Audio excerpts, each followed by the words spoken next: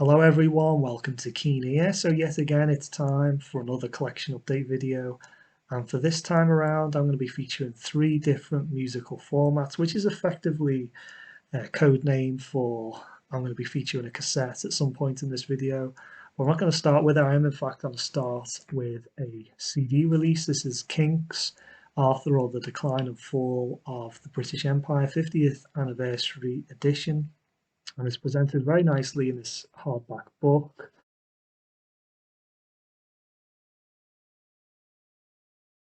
Some nice photographs and that sort of thing, and went ahead that they did the 50th anniversary of this release, like they did the Power Man, Lola versus the Power Man album, which I picked up kind of recently. I kind of jumped at the chance of picking this up. Really found a brand new sealed copy on eBay, not a bad price, and yeah, nice photographs inside, and a nice amount of information as well about the recording process and the fortunes and misfortunes, I guess, of the Kinks back in 1969. And it's got a little advertisement there for the like a super deluxe version, I suppose, limited edition version. If you really want to splash the cash, you can get your hands on that. And then you get to the two CDs as well, with the attention to detail is nice with the pie labels there on the the original pie labels on the CDs. So yeah, very nice sort of release all around, really, in terms of the presentation of the fit and finish and everything. Just really nice. And what you get with this in terms of music is CD1, you get the 2019 remaster, stereo remaster. I'm not too sure if this album was recorded in mono. I know Village Green was, but anyway, with this you get just the stereo one. If that is, of course, there is a mono one at all.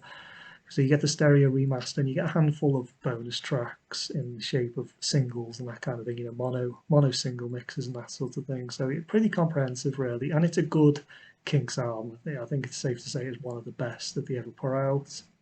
A bit rockier, a bit heavier than Village Green, from 1968. And yeah, a worthy follow-up, I'd say, to Village Green. It's got the same level of kind of eccentricity to it, and there's kind of sometimes quite silliness, but I think it's got some good stuff. It's definitely got some good stuff on it. There's no denying that. Now, when you get to disc two on this release, that's where things get a little bit more interesting than what you typically get with bonus discs in sort of general, really, because on disc two of this you get the Great Lost Dave Davis studio album. So this is effectively two albums in one. So it's pretty comprehensive for as far as the Kinks are concerned, anyway.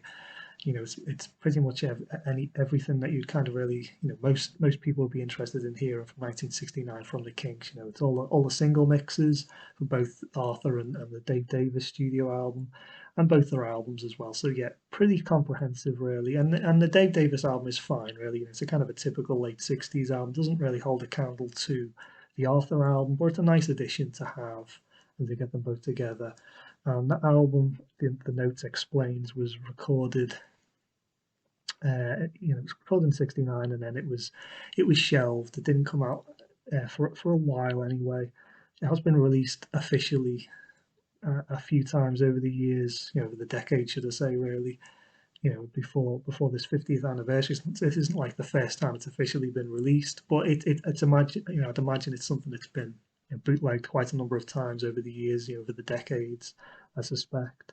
And it's a nice thing to have, and it kind of, it's got all the material all together. So one of the things I kind of feel about the Kinks at this point in time, 1969, is that they were kind of having, they had the talent and the creative juices were definitely flowing.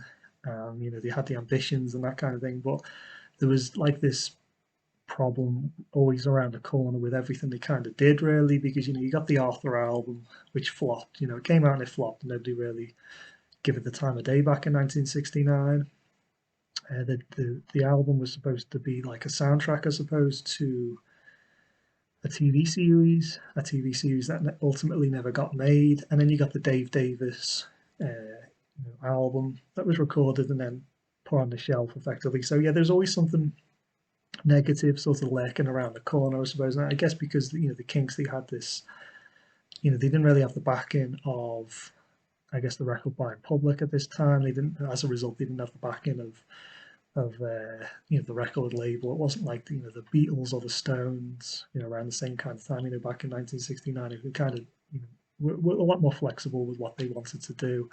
It's like everything that the Kinks tried to do. It just faltered, some way, some shape or form, where things weren't necessarily clicking into place. But anyway, an interesting era of popular music, and it's a good album, well worth checking out. And this version's well worth looking into as well. It's maybe not the best sounding version. I've heard that some people aren't very happy with the mastering. It's quite loud, and it's the same thing with quite compressed. Same thing with Lola versus the Power Man album. But you can't deny the presentation and everything. If you're not that interested in that aspect, maybe like me, really, you might still find things about it that you like. So anyway, we'll move away from the Kinks and on to Miles Kane, who is local, a local rock star, I suppose. And I've been following him for a few years now. He's recently released, earlier this month, he released his fourth studio album, and here it is. It's called Change the Show. And before I listened to this album, I was a little bit apprehensive because I really enjoyed his first three albums, and I was a bit worried that this one would be, the one that didn't go quite as well, I suppose, and maybe I wouldn't enjoy quite as much. But I'm happy to report that I do really like this album. I've kept the shrink on, so unfortunately we can't see inside. It's like a trifold design to it. But there is a way around that, which I'll get to later, where I can show you what's inside. But in the meantime, there's the inner sleeve with Miles there on the telephone. Can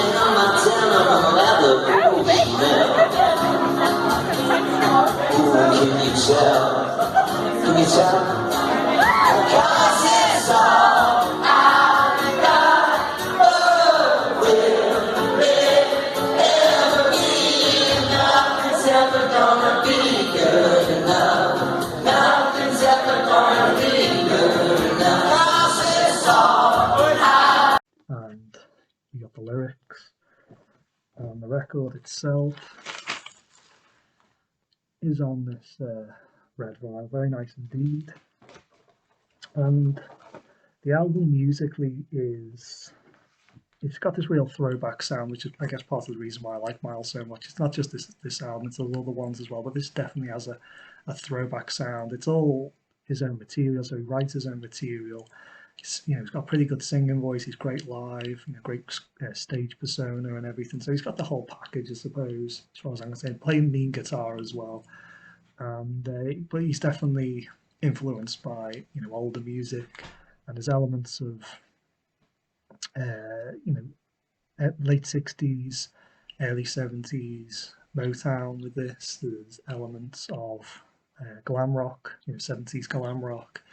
And there's also a bit of Phil Spector, like girl group, the Ronettes and that kind of thing. So yeah, definite references and inspirations and that kind of thing from the past, and definitely something well worth checking out if you want to hear something a bit, from something new. It's well worth checking out. And I've got the album again, shrunk down on CD. The reason I've got this on CD as well is because I pre-ordered the vinyl version last year, and then a few weeks back now, it was announced that he was going to be doing a live acoustic gig in Liverpool City Centre, and I was very keen on going to see him because I hadn't seen him in a few years because of the pandemic and everything. But one of the requirements of seeing him was that you had to buy a copy of his album. So I got it on CD. And anyway, it's inside the gatefold now anyway, because I took the shrink off the CD, and there's Miles looking a bit like Chuck Berry, very Chuck Berry sort of pose there. So anyway, that's Change the Show. Well worth checking out, highly recommended. Next, we have again something by Miles Kane. This is him in the Jaded Hearts Club at it's a live album, live at the 100 Club, and this is a Record Store Day release from last year, 2021. Completely passed me by, and I picked this up at the same place that I picked up the CD release. It's a record shop slash sort of music venue, and I just was passing, and I thought I'd have a look around, and I found this. We couldn't actually look at the records when I was, the gig night, unfortunately, because it's closed off. So anyway, I found this, and I decided to go for it. It was actually on sale as well. And the Jaded Hearts Club are, Miles Kane. You've also got the lead singer from Muse in there. You got somebody from Blair as well. So it's kind of a sort of a super group. And they cover, they only really do covers, none of their own material. And they do have a studio album that was released, I believe, last year or something like that, or kind of recently. And I am meaning to pick her up. We'll pick her up sooner or later. Anyway, this is the inner sleeve to the album, and this is on it's like glass vinyl. I believe this was actually pressed in Ireland. I don't actually have any, at least I'm not aware anyway, of any records pressed in Ireland, and it's a bit unique in that sense, and it's a lovely press as well. It sounds really great, and it's a great live set. I believe it is on YouTube if you want to check her out. You want to check the video out. It's well worth a look. Great introduction to Miles, and one of the things that really drew me in was the Beatles. There's a lot of Beatles covers on the actual album. You've got Money, which is not a Beatles song, but the Beatles did cover it. You've got Please Please Me, Hey Bulldog, Back in the USSR, and Helter Skelter, and there's a Painted Black as well by the Stones on there too. So really good stuff, very Beatles heavy, and if you like your Beatles, something well worth checking out. If you like your Beatles, check out the video on YouTube, and if that doesn't get you into Miles Kane, I don't think anything will really. So we'll move on now to the cassette. I was talking about the cassette. I want to include this now before I forget to show it. And it's speaking of the Beatles, this is George Harrison's Gone Troppo from 1982. I found this on eBay, and it was going at a fairly reasonable price. I thought, what the hell, I'd kind of just go for it. And one of the things that kind of drew me in, because I'm kind of into cassettes at the moment, I've been kind of intrigued by them. Every so many years I get into cassettes for some reason, and I kind of just move on and go back to vinyl and CDs and things. But one of the things that drew me in, besides that and the price and everything, was, and the condition as well, it's a very nice condition, was it's in it's a chrome tape. It says on the front there chrome, which is, I guess, the record labels were pushing at the time. New, it's relatively new in 1982, at least for pre-recorded tapes and that kind of thing. Anyway, I saw that and I thought, oh, it's something I've never really experienced before. I've never had a chrome tape. I was just curious to check her out, really, more than anything. And the cover on this isn't really great, and I didn't really feel like I was missing too much picking up the the shrunk down, my much smaller version of the artwork on cassette tape, so rather than vinyl, of course. So I went for this one, and it actually sounds very good. It's a good sounding cassette. You wouldn't think necessarily playing this that you're listening to a cassette. You maybe think it would like a vinyl record or something, particularly if you're not an audiophile or anything like that. It's surprisingly good sounding little cassette. And the thing is, though, what with me mentioning it's on a chrome tape, and I've never listened to one before. I was actually rummaging around my cassette tapes, and I did actually find a chrome cassette. So yeah, I have listened to one before. I just kind of forgot I had it. It's some soul compilation. I think my dad must have got years ago. But anyway, still worth checking out. Picking this up, and I'm particularly happy with it. And it's a pretty good album as well. It's very chilled out. It's not something that I feel like George was really pushing himself hard to make. It's got a laid back sort of feel to it. It's a bit of maybe a bit of a contract obligation albums, I guess, to a certain degree. Maybe I'm not too sure about the ins and outs, but it's another album to go towards obtaining some more solo Beatles, and George Harrison as well. I kind of do want to get hold of all the George Harrison's studio albums, and I think I'm about halfway through at this point in time, so a little bit further, and I'll kind of get there, and then I can finally make that Beatles, solo Beatles ranking video. But anyway, we'll move on to a vinyl record again, and this is Roxy Music's Manifesto. I've passed up on this record many times in the past, and finally picked it up. It's in my local record shop. I thought, what the hell, I'll finally go for it. I'm only, at the time anyway, I was only too short of having a whole Roxy Music studio album collection. So I just went for it, and I probably will again. Speaking about solo Beatles ranking video, I probably will make a a ranking video of Roxy Music now. Not much to see with the record itself, just black vinyl, standard labels for this, custom labels. And yeah, like I said, I passed up so many copies. I passed up minty ones in shrink wrap. I passed up uh, a picture disc. It was actually released with a picture disc version, I believe, with all the mannequins and everything in the nude. No clothes on. But in the end, I just went for this fairly average copy of the album, and it's pretty good as well. I kind of do, I do quite like it. I do think it's a pretty good.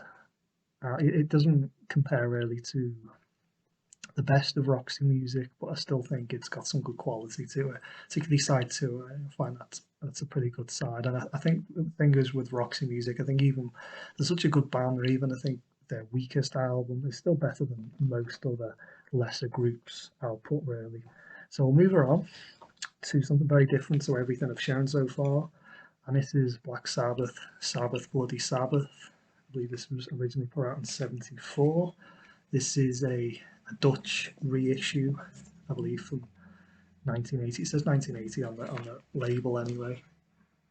And I do like the gatefold to that nice image of the band there. I found this same record shop. I got the Roxy Music, so it's a bit of a random pickup. Roxy Music Manifesto and Sabbath Bloody Sabbath. But it's on the NEMS label there. Pretty thin vinyl, but it sounds actually pretty damn good. It's a nice version of it, I suppose. Quite happy with it. It's on the NEMS label. I always think of NEMS as Brian Epstein, Brian Epstein's shop. I'm not sure if it's got any connection with Brian Epstein's company or anything like that. I'm not too sure. I haven't looked into that. But yeah, strange connection. You don't really think of Brian Epstein when you think of Black Sabbath, but seeing NEMS, it just brings me to it. But anyway, last record we're going to be showing, last thing we're going to be showing. We can take her out the package without making too much noise. Is Bob Dylan's another Bob Dylan album. This is New Morning, and it's issue number 10 of the D'Agostini collection. And this is the most recent one I picked up. This is the little pamphlet thing. Might as well show it as I've got it. Not really a great deal to see, in all honesty. Got the image from the back of the album there. And I think I read this on the bus ride home. It's only a short bus ride home from work, and I think about halfway through I'd finished it. So yeah, not a lot to read really, as always. But the record, it's on golden red label. And one of the reasons I picked this album up, because I kind of was in a bit, I was in two minds really about picking this one up and just maybe just leaving this issue, because it's not considered one of Bob's best of all time, although it's not considered one of his worst either. It's sort of 50-50, so I was a bit not too sure whether I was going to go for it.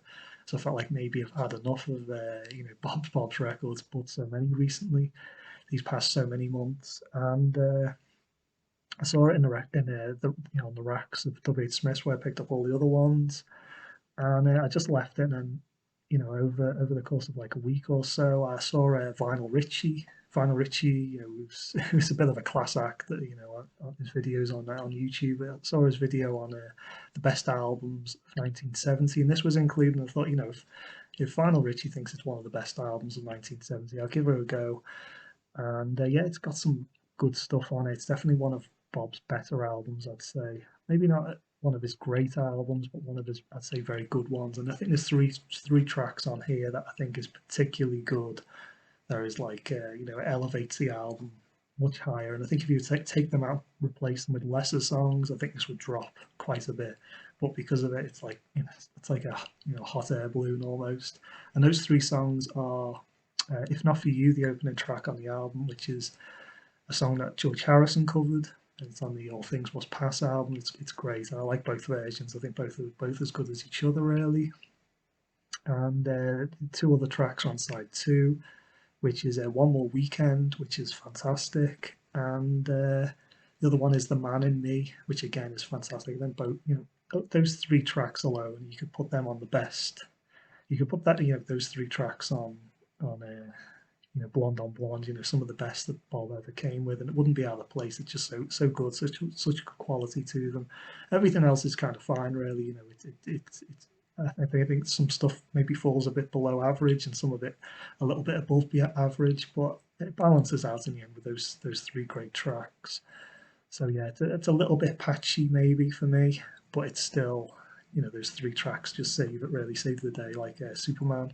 So yeah, great little record, I suppose. And I kind of do agree with Final Richard. I think it's a pretty damn good album, really. And I think even a very good Bob Dylan album is what other people would call a great album. If they record, a lesser artist had recorded it. So anyway, I think I'll do for this video. I've got a few extra things to show, but I'll leave it for another time. Nothing spectacular or anything like that. A couple of CDs, but we'll leave it for another video. So I'll see you guys soon.